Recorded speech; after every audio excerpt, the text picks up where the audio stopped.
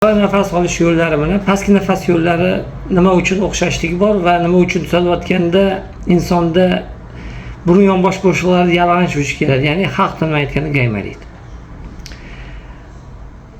Qardosh xalqlar, ya'ni mana shu mahallada turayotgan xalqlarning odatlari, urf-odatlari bir-biriga yaqin.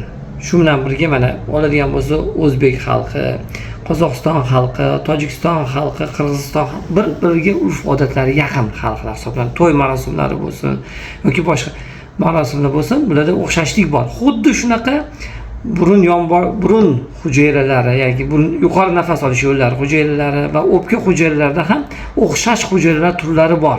Va yalang'och chaqirganda bu yalang'och tuzalish davrida shu yalang'ochlarda hujayralar yengillanish bo'ladi. Va buni natijasida burun yonbosh bo'shliqlarida yalang'lanishlar, ya'ni gaymaritlar vujudga kelishi mumkin. Bosh og'riqlari, burun bitishlar va buni natijasida mana shu quloqqa ketuvchi yo'l bor. Burun bilan quloqning o'rtasini ulab turuvchi yo'l bor. Mana shu narsa bekilib qolishi mumkin. Bekilib qolish natijasida o'rta quloqda bosim pasayishi, havo so'rish natijasida bosim pasayishi va natijada o'tda suyuqlik yig'ilishi, og'riqlar vujudga kelishi mumkin.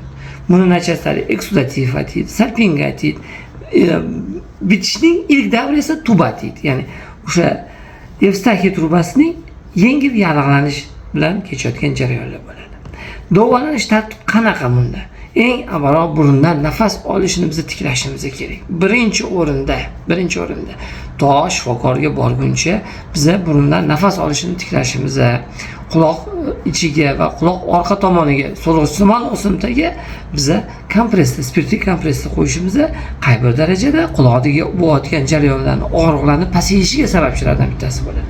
Mana men bolalarda, ota-onalarda savol tug'ilib qoladi, nima uchun bolam mana yo'talyotdi, shamollatyapti va tuzalish jarayonida birdaniga quloq og'rib qoldi, quloq bitib qoldi, quloqda shunaqa suyuqlik yig'ildi, o'zi yaxshi ketyapti deganda, mana shu savolga javob tariqasida tuzalish davrida burun yonbosh bo'shliqlarida yallig'lanish, burundagi yallig'lanishlar burun bitishiga sababchilardan bittasi bo'lishi mumkin.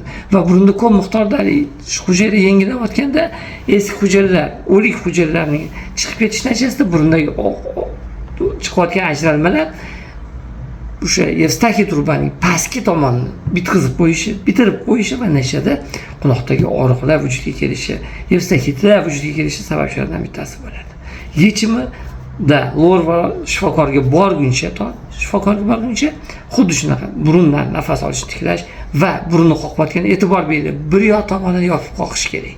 Qattiq qoqishi kerak emas, quloqqa urib yubormasin, quloqqa yo'liga o'sha burunni yoptirib qoqqanda shilliq o'sha quloqning Evstaxiy trubasiga o'tib ketish natijasida o'tib bekitib qo'yishi va yallig'lanishlar vujudga keltirishi mumkin. Xuddi shuni o'zi ham.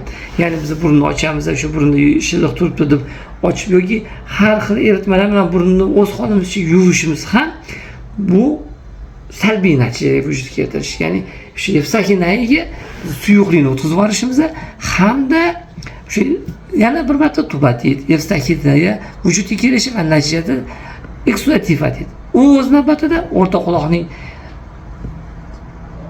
eksudativ yallig'lanishi yoki kelajakda yiringli yallig'lanishi sabablaridan bittasi bo'lishi, kuchli og'riqligi sabablaridan bittasi bo'lishi mumkin.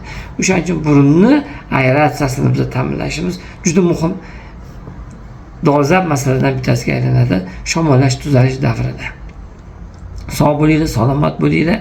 Bunaqa muammolar vujudga kelayotgan bo'lsa, zudlik bilan lor shifokorga uchrashinglar. O'sha quloqda ozgina yengil bitish bo'layotgan bo'lsa va iloji boricha burunni aeratsiyasini, ya'ni nafas olishini biz ta'minlashimiz kerak. Salomatlikda qo'shib qoling.